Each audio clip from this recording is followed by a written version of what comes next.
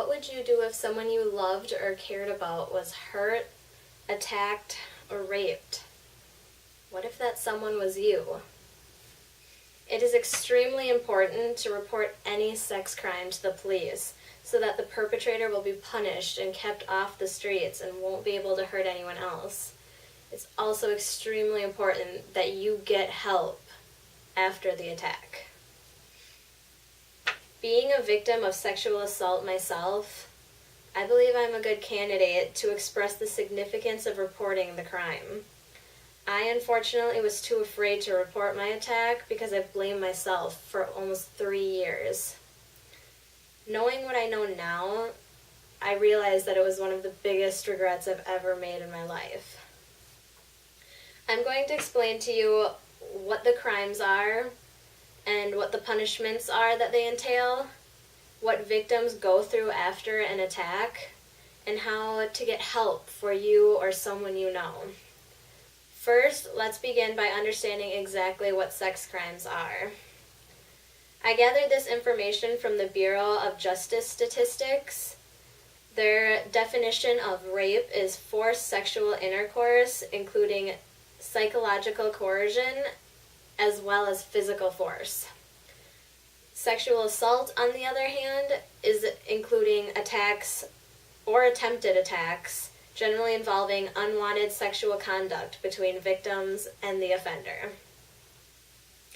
I asked some of my classmates if they thought the punishment for sex crimes and sex offenders was fair, and a majority of them said that they didn't believe that it was a fair punishment. They think that they should be in jail longer and that offenders can't be rehabilitated. They think that once they get out, they're going to attack again and that their crimes are going to escalate and get worse, and they're going to be either attacking more often and more regularly, or they're going to increase the force and threats with it. Overall, they just think that it's not a fair punishment and that they need to be there and serve more time. I got this information from criminal.findlaw.com, which is a website that lets you go on and look up crimes, and they'll tell you what the punishment actually is for that crime. For rape, the average amount of prison time is 11.8 years, but unfortunately, the average time served of that 11.8 years is 5.4 years. So they basically rape someone and they can get out 5 years later and do it again. Sexual assault is a little bit less time. It's 24 to 48 months. Some of them only get a fine. Some of them get probation. Kind of ridiculous, in my opinion. It kind of astounds me that people that maybe underage drink get the same amount of a fine as someone who sexually assaults someone. In my book, those are very different crimes and should be treated very differently, and as of today, they're not.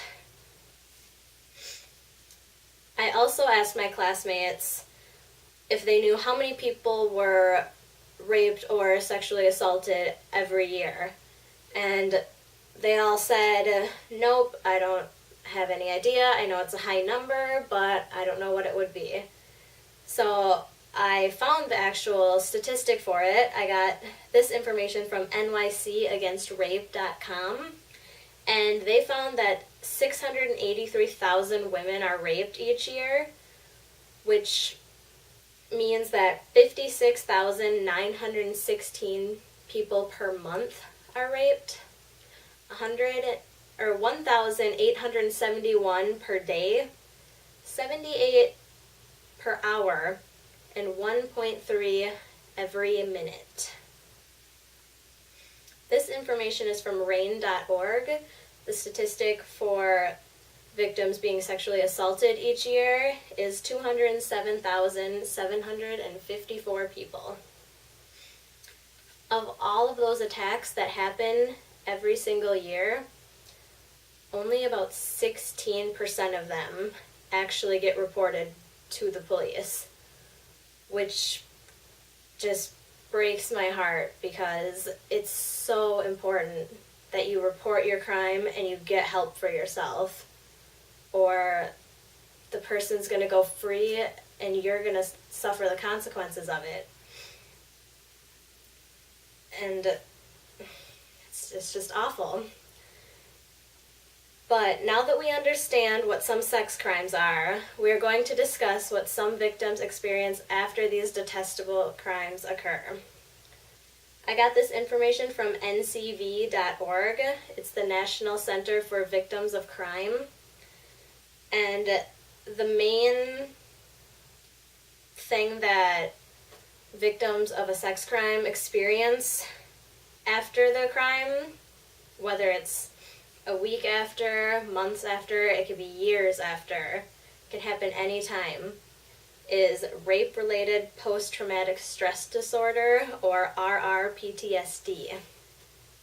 Some of the symptoms of RRPTSD include re-experiencing the trauma.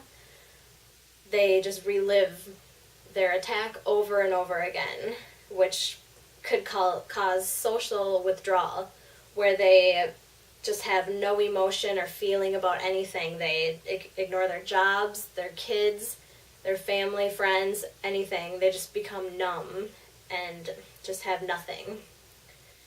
Another symptom of RRPTSD is avoidance behaviors and actions.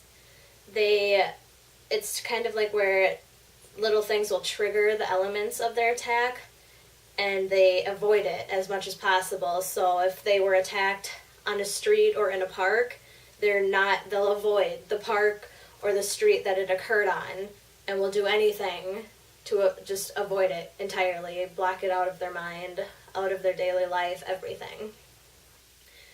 Another symptom is increased psychological arousal characteristics, where the person's going to be extremely jumpy.